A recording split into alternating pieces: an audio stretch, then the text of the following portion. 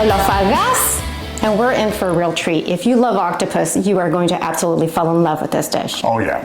This one is fork tender. In Greek, we call it lukumi. A few tips on how to prepare it, how to choose one in the marketplace, and then how to finish it off. It is going to be delicious, and you're going to love it. Leave me some this time, okay? Okay, but I'm so hungry.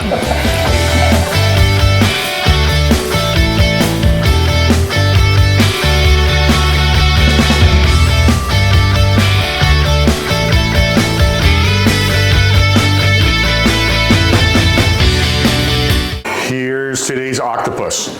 It was previously frozen, so when you go to the market, you will see octopus that might be on ice. Just know that it's been frozen before. You can defrost it. You want to get octopus that's from somewhere in the Mediterranean.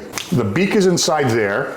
Okay, you can see. We're going to remove that. We can remove it now, but it's easier after it's cooked, and I'll show you. This is the head.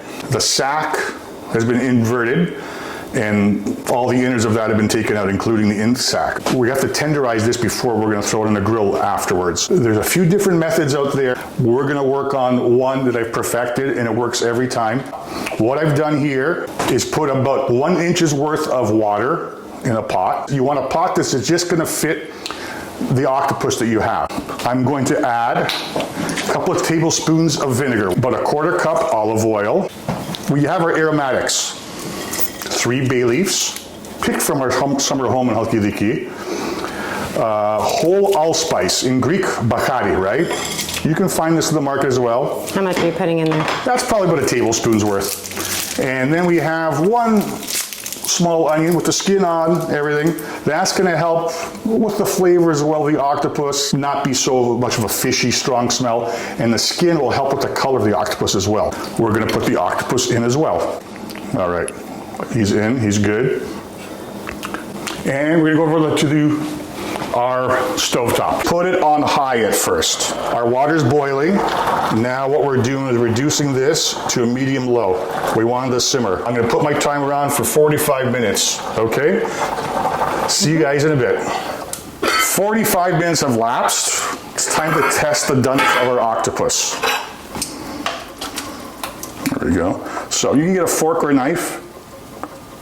And as you can see, the knife runs right through and easily into the tentacle. Our octopus is done. Look at that beauty. You can cut it in, see it's cutting in half easily. And now I can take that beak out much easier. Like butter. Lukumi. Let it cool a bit, and the next step is we're going to take to the grill. Our gas grill is on very high heat, like we got it like, but over 500 degrees, we're good. Grill surface has been brushed clean, no residue whatsoever. What I have here is a paper towel that I've dipped in some vegetable oil, okay? And here's a little tip. You want to rub your grill surface, and that deters or stops whatever you're grilling from sticking. Let's go.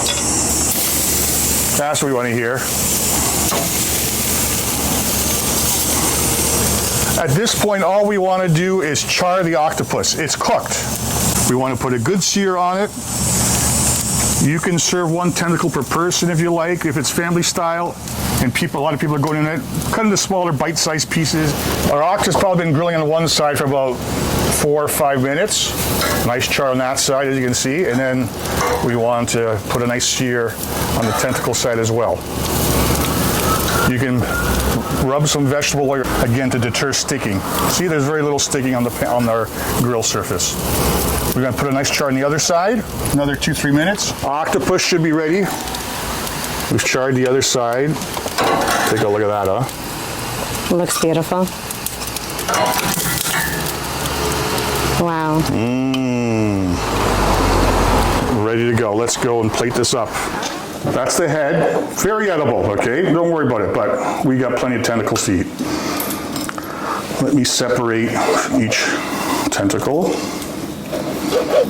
So about 1 inch size? Whatever you like. You know, it's up to you. Some people even do thinner slices. Okay, we're gonna keep one like that whole also, presentation-wise. Okay, are we ready to go? What we have here is Santorini-style fava, which I've pre-made.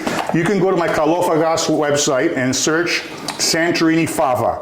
It's not made of fava beans. This is made of yellow split peas.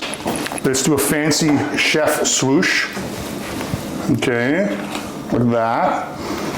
One over there. We got a pile over here. So you get in two ways. Let's put some onions. Salt, not much. Okay. A little bit of pepper, why not? Let's anoint it with some Greek extra virgin olive oil. Okay. You can use lemon juice. I like red wine vinegar. A lot of the tavernas are using the red wine vinegar, so try this as well. And I like my dried Greek oregano. Probably about a half a teaspoon over each little portion here. And if you want to have a nice little Greek island touch, you can put some capers on top as well.